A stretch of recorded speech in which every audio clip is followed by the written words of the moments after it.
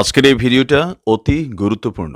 দেখা মাত্র প্রত্যেকটা বাংলাদেশী নাগরিক এটা ভিডিওটা শেয়ার করে দিবেন, কারণ আমি যে তথ্যগুলো দিচ্ছি আমাদের কলকাতায় একদিনে যত আবর্জনা বের হয় সেগুলোই আপনাদের উপরে ফেলে দিলে আপনারা ঢাকা পড়ে যাবেন, কাজেই পাঙ্গা নিতে আসবেন না। মোহাম্মদ ইউনূসের সরকারকে হুঁশিয়ারি দিয়ে এমনই বার্তা দিয়েছেন আজ ভারত বাংলাদেশ সীমান্তে দাঁড়িয়ে পশ্চিমবঙ্গের বিরোধী দলনেতা শুভেন্দু অধিকারী। চিন্ময় কৃষ্ণ দাস ব্রহ্মচারীর জামিনের শুনানির সময় যত এগিয়ে আসছে, ভারতেও কিন্তু ততই পারদ চড়ছে।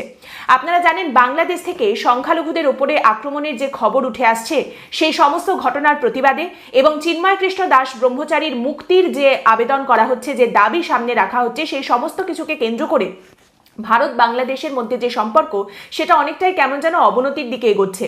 এই পরিস্থিতিতে দাঁড়িয়ে শুভেন্দু অধিকারী বলছেন, আমরা কিন্তু বলেছিলাম যে বাংলাদেশের সঙ্গে বাণিজ্য যে রপ্তানি, সেটা আমরা আটকে দেব।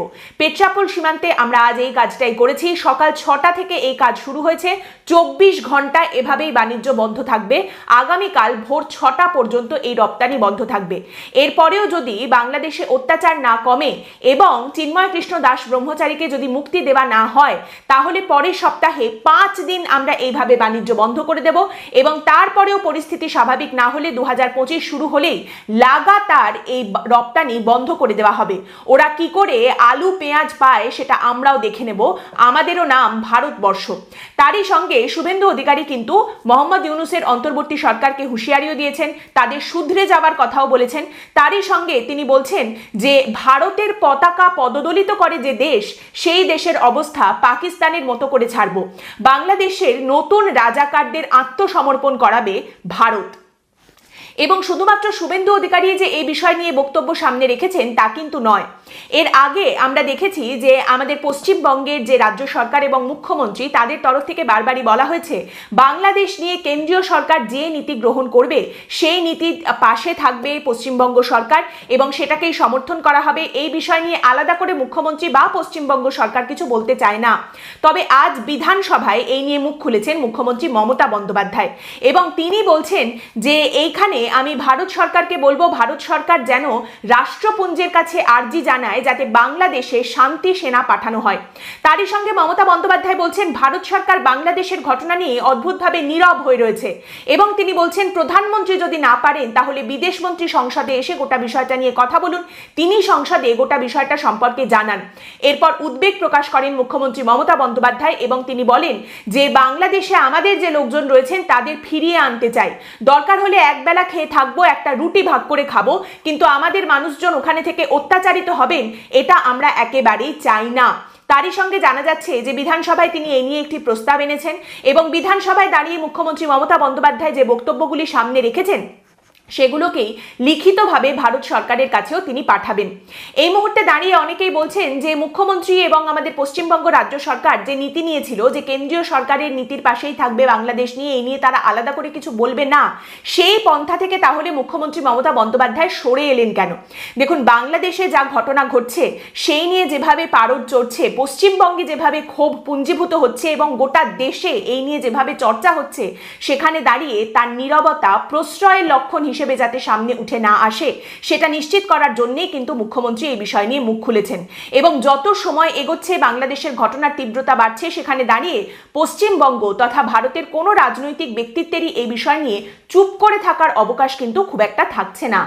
সময় অত্যন্ত দ্রুত এগোচ্ছে এবং এই মুহূর্তে প্রশ্ন উঠছে যে আগামীকাল অর্থাৎ 3রা ডিসেম্বর যখন বাংলাদেশের আদালতে চিন্ময় কৃষ্ণ দাস ব্রহ্মচারীর জামিনের শুনানি হবে, সেখানে চিন্ময় কৃষ্ণ দাস ব্রহ্মচারীর জামিনের কোনো ব্যবস্থা কি আদৌ করা হবে, নাকি বাংলাদেশে রাষ্ট্রের তরফ থেকে এরকম কোনো বক্তব্য আদালতে রাখা হবে বা এরকম কোনো পন্থা তারা নেবেন যে চিন্ময় কৃষ্ণ দাস যদি এই মুহূর্তে মুক্তি পান তাহলে বাংলাদেশে যে সংখ্যালঘুরা রয়েছেন তাদের দাবি এবং তাদের কণ্ঠস্বর আরো জোরালো হবে, তাই আরো কিছুদিন তাকে বরং আটক করেই রাখা হোক।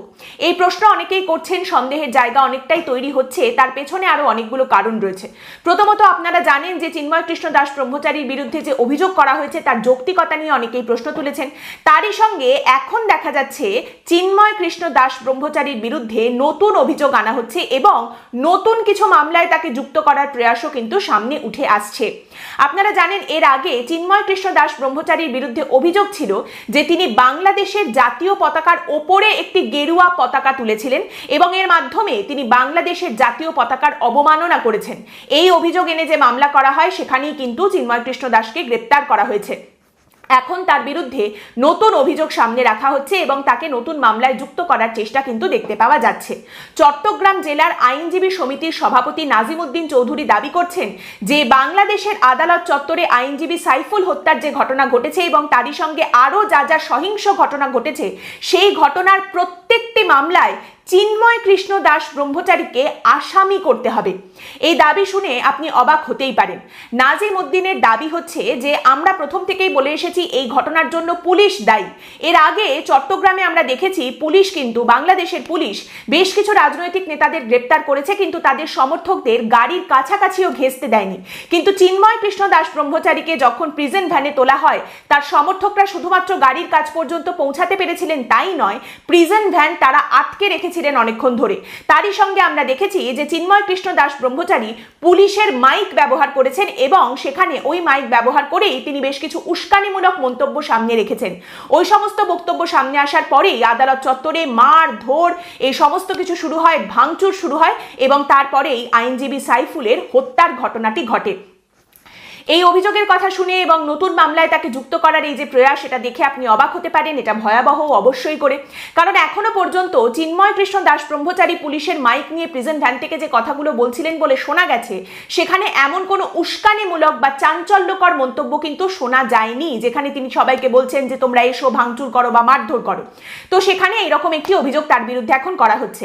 এই গোটা বিষয়টাকেই আপনি যদি বাংলাদেশের সংখ্যালঘু মানুষেরা যে দাবি করছেন, বাংলাদেশের সংখ্যালঘু হিন্দুরা যেভাবে আওয়াজ তুলছেন সেই সমস্ত কিছুকে দাবিয়ে দেওয়ার একটা প্রয়াস হিসাবে দেখেন, তাহলে আপনার অবশ্যই ঠাহর হবে যে এই রকম একটি মামলার কথা কেন বলা হচ্ছে এবং এই রকম নতুন অভিযোগ কেন তোলা হচ্ছে চিন্ময় কৃষ্ণ দাস ব্রহ্মচারীর বিরুদ্ধে। এবং এই সমস্ত আশঙ্কা আরো বেশি ঘনীভূত হয় আরো বেশ কিছু খবর সামনে আসার পর। যেমন জানা যাচ্ছে যে তাদের কাছে একদম সঠিক ভিসা, কাগজপত্র, পাসপোর্ট সমস্ত কিছু থাকার পরেও ইসকনের বেশ কিছু ভক্তদের ভারতে আসতে দেওয়া হয়নি। বাংলাদেশের পুলিশ তাদের সীমান্তে আটকে দেয় এবং তাদের ভারতে যেতে বাধা দেয়। ইসকনের ওই ভক্তরা বলছেন যে ভারতে একটি ধর্মীয় অনুষ্ঠানে যোগ দেওয়ার জন্য তারা সীমান্ত পার করে ভারতে আসতে চাইছিলেন, কিন্তু ইমিগ্রেশন আধিকারিক যারা রয়েছেন সীমান্তে তারা বলেন যে অন্য কোনো একটা উদ্দেশ্য নিয়ে তারা ভারতে যেতে চাইছেন, এইরকম সন্দেহ করে তাদের আটকে দেওয়া হয়েছে। সীমান্তে যে ইমিগ্রেশন আধিকারিকরা রয়েছেন তারা বলছেন এই বিষয়টা নিয়ে পুলিশের একটি বিশেষ শাখার সঙ্গে আমরা পরামর্শ করেছিলাম, কিন্তু ঊর্ধ্বতন কর্তৃপক্ষের তরফ থেকে আমাদের বলে দেওয়া হয়েছে এদের যেন ভারতে যাওয়ার অনুমতি না দেওয়া হয়। অর্থাৎ ওপর তলা থেকে বলে দেওয়া হয়েছে এই ইসকন ভক্তদের যেন ভারতে যাওয়ার অনুমতি না দেওয়া হয়। এবার এই বিষয়টা শুধুমাত্র ইসকন ভক্তদের জন্যই প্রযোজ্য, নাকি বাংলাদেশের সমস্ত সংখ্যালঘু হিন্দুদের জন্য প্রযোজ্য, নাকি বাংলাদেশের সব মানুষের জন্য প্রযোজ্য, এটা অবশ্যই মোহাম্মদ ইউনূসের অন্তর্বর্তী সরকার এখনো পর্যন্ত পরিষ্কার করেনি। তবে যারা যারা এই মুহূর্তে বাংলাদেশ থেকে ভারতে আসতে পেরেছেন তারা কিন্তু অন্য এক ভয়াবহ কাহিনী শোনাচ্ছেন এবং বাংলাদেশের অত্যন্ত চাঞ্চল্যকর পরিস্থিতির কথা তুলে ধরছেন। যেমন গোলক বিশ্বাস, অশোকনগরের বাসিন্দা মতুয়া ভক্ত গোলক বিশ্বাস বাংলাদেশের গোলাপগঞ্জে তার গুরুর আশ্রমে তিনি গিয়েছিলেন। তিনি বাংলাদেশ থেকে ভারতে ফিরে আসতে পেরেছেন এবং আমাদের দেশে ফিরে গোলক বিশ্বাস বলছেন বাংলাদেশে ভয়াবহ পরিস্থিতি, ভারতীয় দেখলেই সেখানে গালিগালাজ করা হচ্ছে, আমাকে ওষুধের দোকান থেকে ওষুধ দিতে মানা করে দেয় কারণ আমি একজন ভারতীয়, আমি ভারতীয় বলে কিছুতেই আমাকে ওষুধ বিক্রি করছিল না, অনেক কাকুতি মিনতি করার পরে, অনুরোধ করার পরে এক পাতা ওষুধ কিনতে পেরেছি। এই মুহূর্তে বাংলাদেশের তরফ থেকে, বিশেষ করে বাংলাদেশের অন্তর্বর্তী সরকারের তরফ থেকে যে ধরনের মন্তব্য সামনে আসছে তার একদম সারমর্ম করলে দাঁড়ায় যে না, কোথাও কিচ্ছু গন্ডগোল হচ্ছে না, সব ঠিক আছে, সবই ঠিক আছে, এখানে কারুর কথা বলার কোনো দরকার নেই।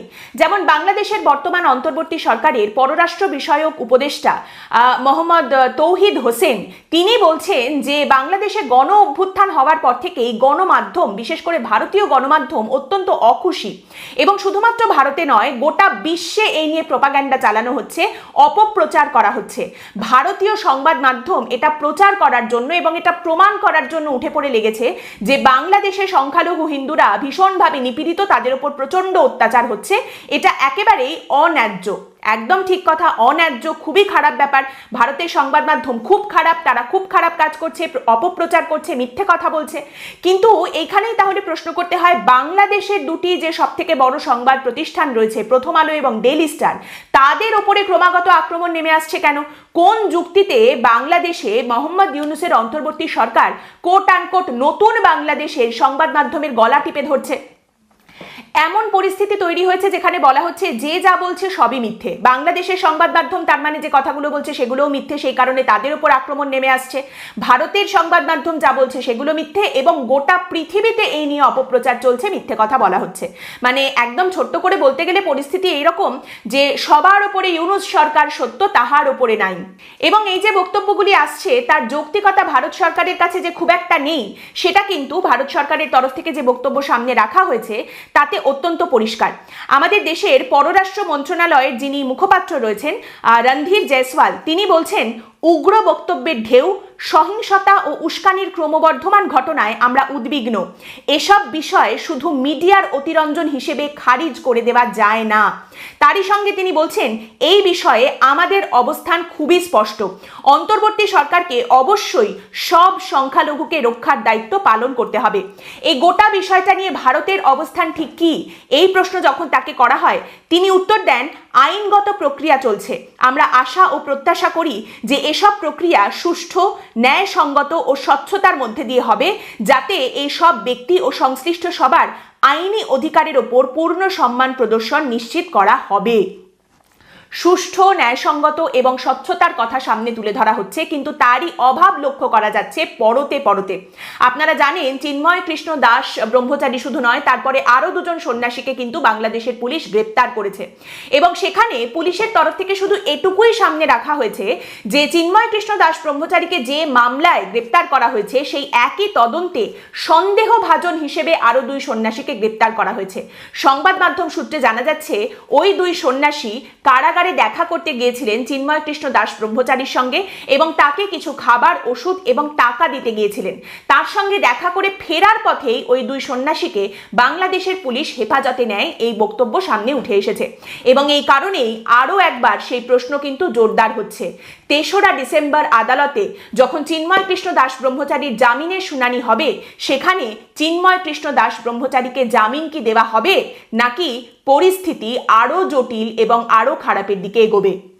আজকের পর্ব এখানেই শেষ করছি। আপনাদের মতামত এই পর্ব সম্পর্কে অবশ্যই জানাবেন। ভালো থাকুন। আসসালামু আলাইকুম।